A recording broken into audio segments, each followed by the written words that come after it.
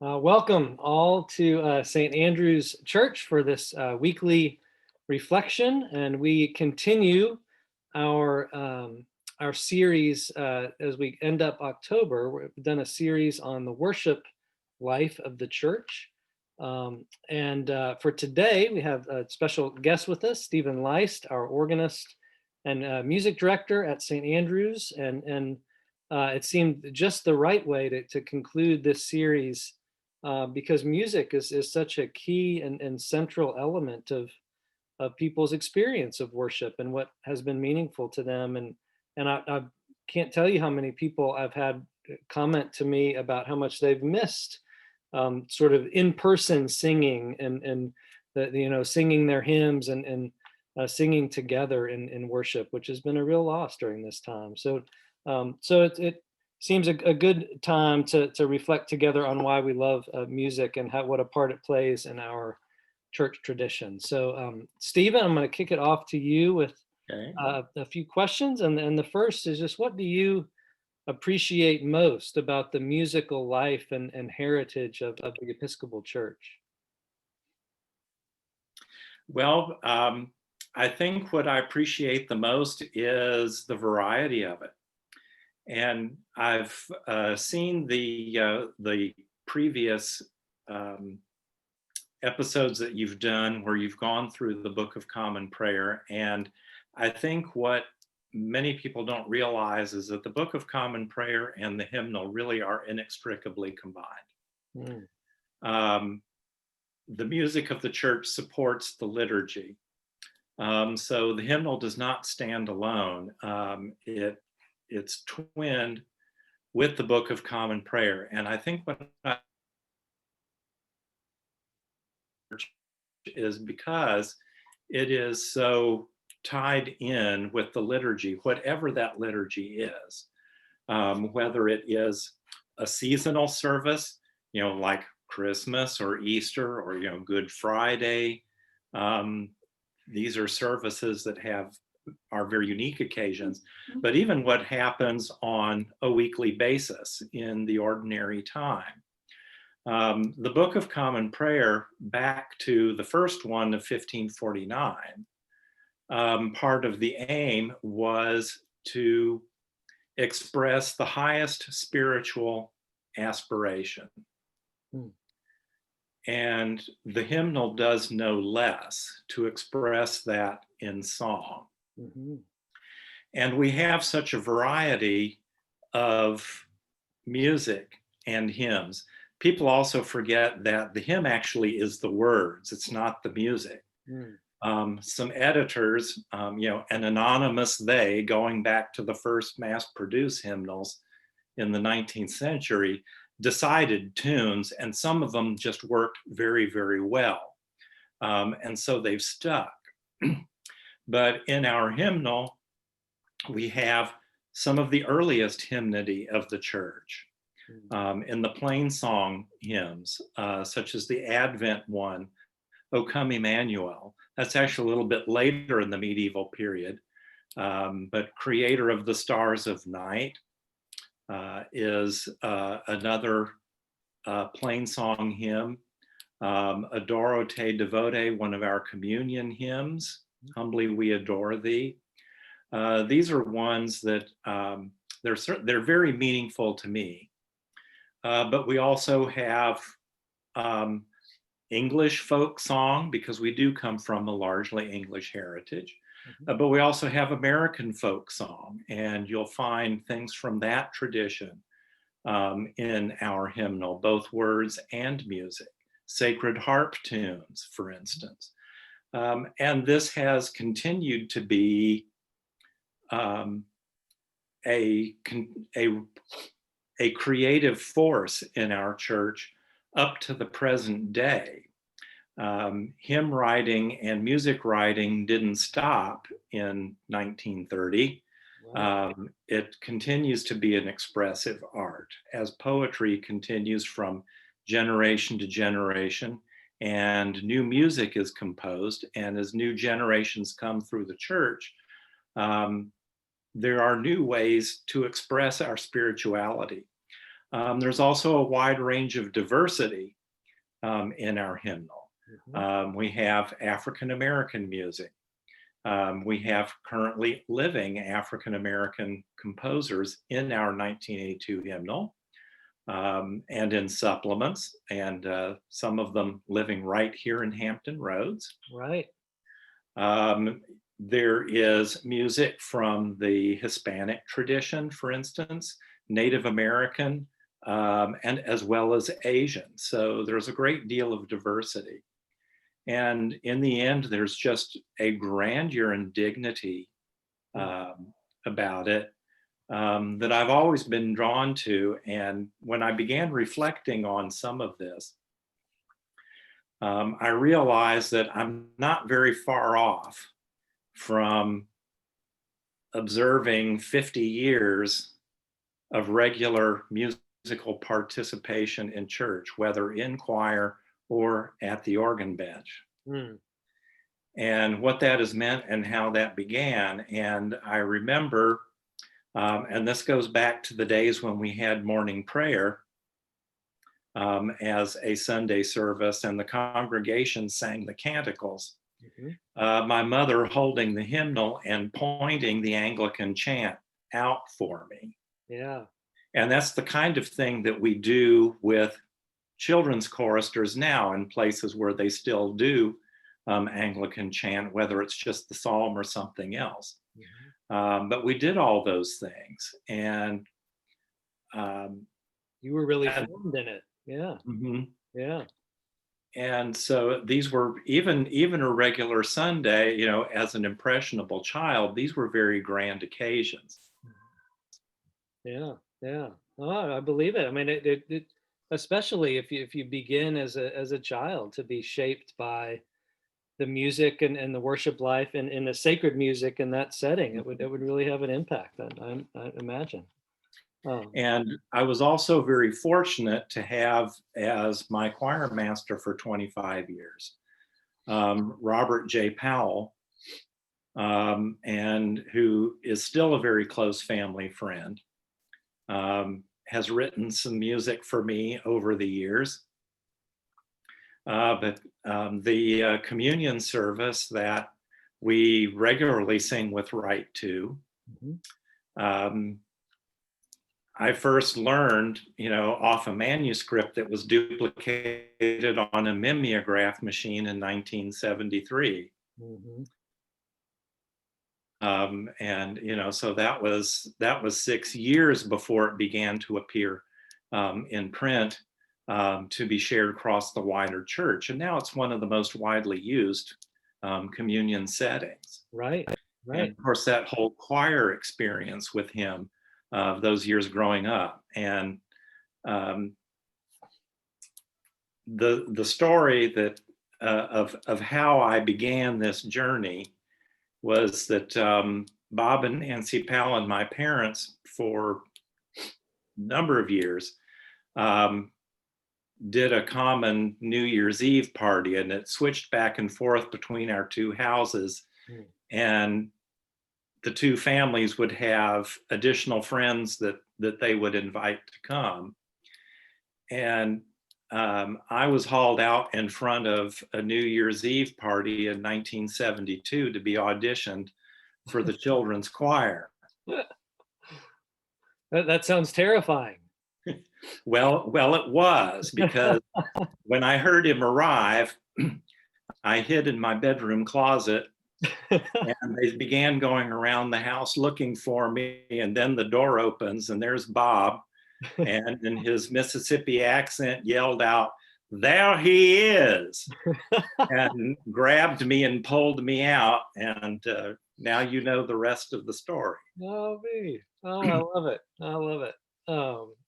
Well, you know, it speaks to the role that music has in sort of the milestones of our lives. You know, like it was as children, or say at special rituals like a wedding or a, you know, a funeral, Or a funeral. baptism, or I mean weddings. Or I'm sorry, music is such a part of those moments in our lives, and we think about, we remember certain hymns or songs or pieces of music from those moments. Yeah. Um, um, oh, wonderful. Do you remember what you auditioned? What was the piece you auditioned? Do you remember? Was the doxology. Okay. All I right. had to sing the doxology, and then I had to do some tonal memory exercises. All right. So where he would just play a random melody and I had to sing it back. Okay. And then I was told to show up the following Wednesday at 3 o'clock. So you passed. That's right. That's good.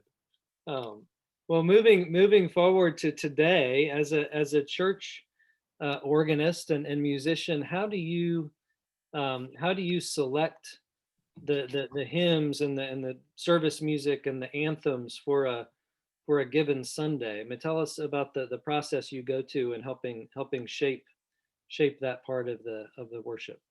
Okay, well, I have a variety of planning resources. Um, the main one, at least for hymn selection, comes from church publishing, and it really is quite handy. It's actually an improvement of an older one I used to use that came out from the Living Church. But it's called Liturgical Music for the Revised Common Lectionary. I hope this shows up right. Yeah. Um, but it's divided up into year A, B, and C. Mhm. And the editors of this, in addition to having suggested hymns for a given Sunday, and it has what the scriptures are, or scripture readings are, and the hymns that go with those for any given Sunday. But what is also helpful to me is that it also contains a list of suggested anthems. Mhm. Now, I have a couple of other resources too that, again, they're organized according to the lectionary for choosing choir anthems. So in any one of these, I may not actually own the anthem in our music library. But when I see the text, I can refer to the music library finding aid and Mhm. see, oh, I've got this other anthem by this other person. It's not on the list, but it still has the same text. And so, as far as choir anthems go, generally the text tends to come most often from either the gospel or maybe the New Testament lesson or the psalm. Mhm. Mhm. Uh, or, in more ordinary time, there are kind of general texts that can kind of fit any occasion. Right. Um, Something maybe a little more Eucharistic focused. But if I look, just say random for hymn selection, proper 20. Okay, we've already passed that Sunday. That was a few weeks ago. But sometimes it can be a challenge. So the table is divided by entrance hymns sequence. So that would be like gradual, Mhm. um, communion hymn, and the recessional hymn for going out. Sometimes it can be a bit of a challenge because I actually don't have any really single one favorite hymn. I've got lots of favorite hymns. Mhm. Um, so if I take proper 20, here are the recommendations for that Sunday for a processional hymn, for instance. 690, Guide Me, O Thou Great Jehovah, great Welsh tune, Yeah. great hymn, love it. But there is also Praise My Soul, the King of Heaven, 410, Lauda Anima. I love playing it with the John Goss harmonization, for instance. So, okay, which one am I going to do? They're both favorites of mine. Right. So I have to decide, well, which one am I going to put down? What have we done maybe more often than the other? In Mhm. which case I would pick the one that we've done less frequently. Mhm. Um, Generally, for gradual hymns, I look for whatever is listed for either the second lesson or the gospel for that Sunday. And so the choices are not quite as interesting to me. But one of the ones for the gospel is Lord of all hopefulness, Lord of all joy, 482. So, that's almost a no-brainer. Yeah. Communion ones are kind of easy to do. One of the ones suggested is actually out of Wonder, Love, and Praise, the supplement. All who hunger gather gladly, sung to the American folk melody Holy Manna. Mm-hmm. But there's also Shepherd of Souls, 341. That's kind of an old chestnut as well. So I might pick both of those. Mm-hmm. And then for going out, for instance, one of the ones is 541, Come Labor On. That's one of those, if it comes around, I'm going to do it. Mm-hmm. Mm-hmm. Because I have just loved it my entire life. Probably one of the best, as far as the music goes, one of the best things T. Tertius Noble ever wrote. But I love that text about, well, it's the correlation of laboring in the field and also laboring in the church. Right, right. And the life of the church. And that particular hymn covers the course of the day from the morning to the evening. Right. You can draw a lot of parallels with that one, from birth to death. Mm-hmm. And that's why 541 is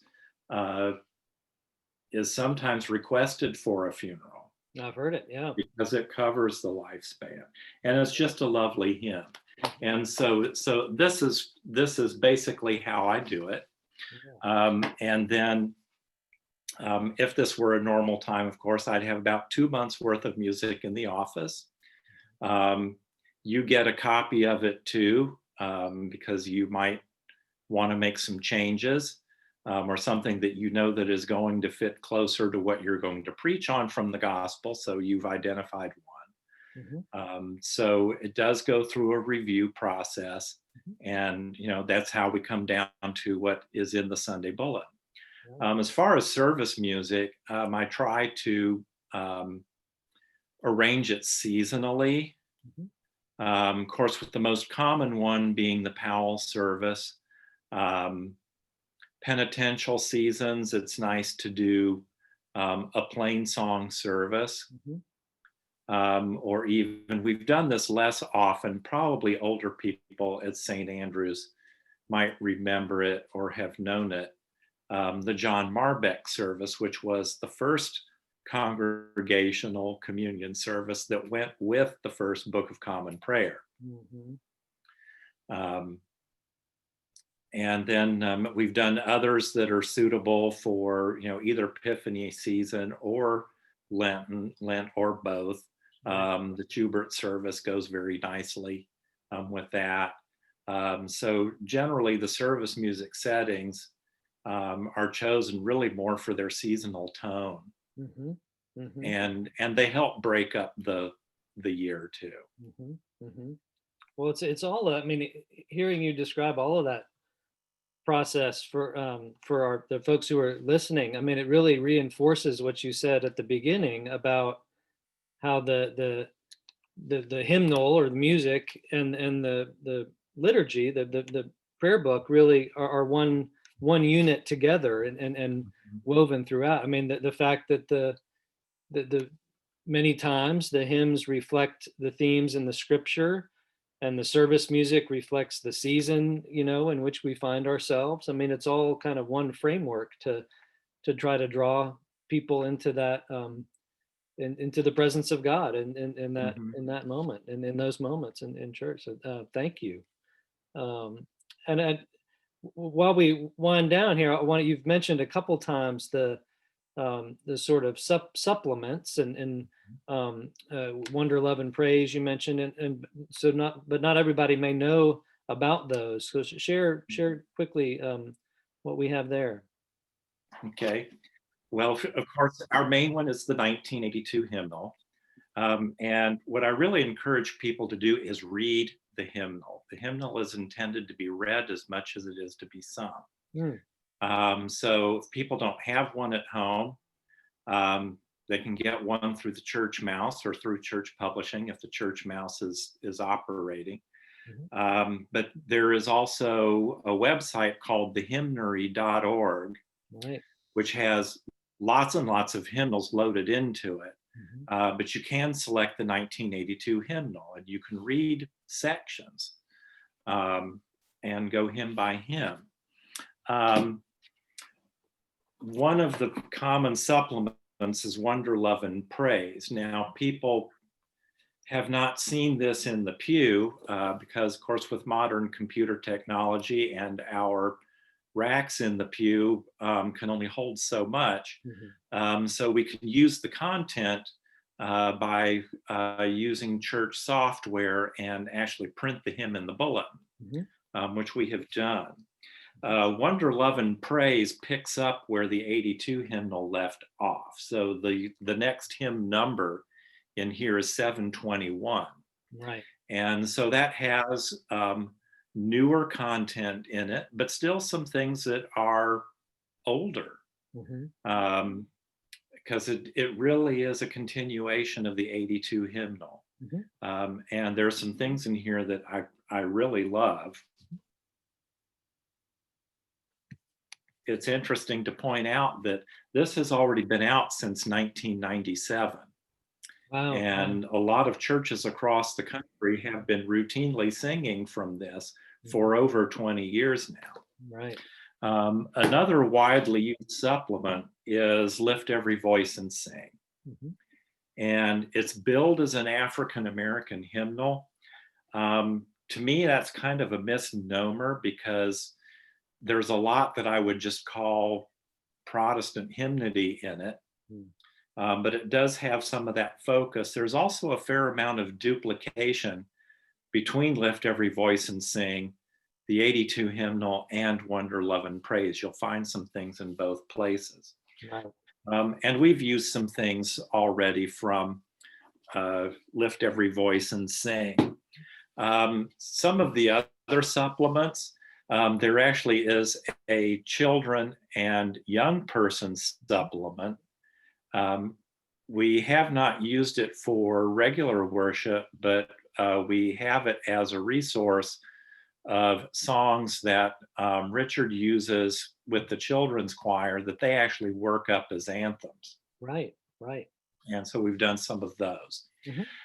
There is a Spanish language hymn supplement. There is another one called Hidden Voices, which is, and I've not seen that one and know very little about it, but all of the music and the text are by and about women.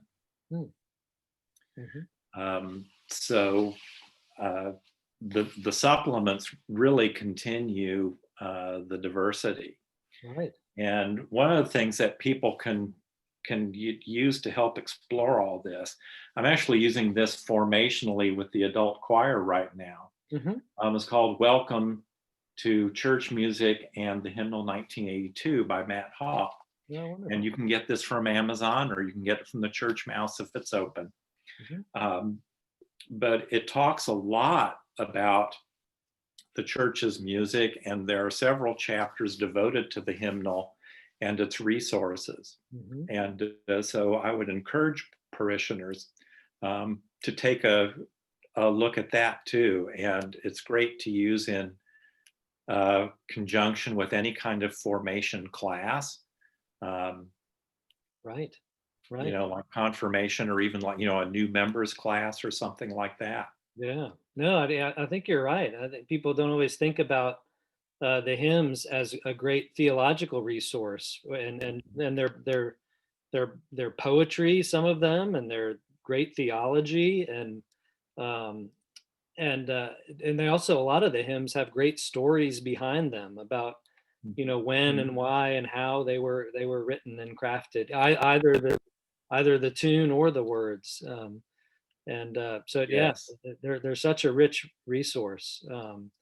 Well, Stephen, thank you so much for this time today, and I know our folks will enjoy it. And thank you for all that you do. Appreciate it. Well, thank you for having me. I'm delighted to be able to be a part of this and to share. Super. Well, thanks again, and thanks to everybody tuning in, and stick with us next month. I think we're going to cover some of the theological tradition in the church. So we'll see you then.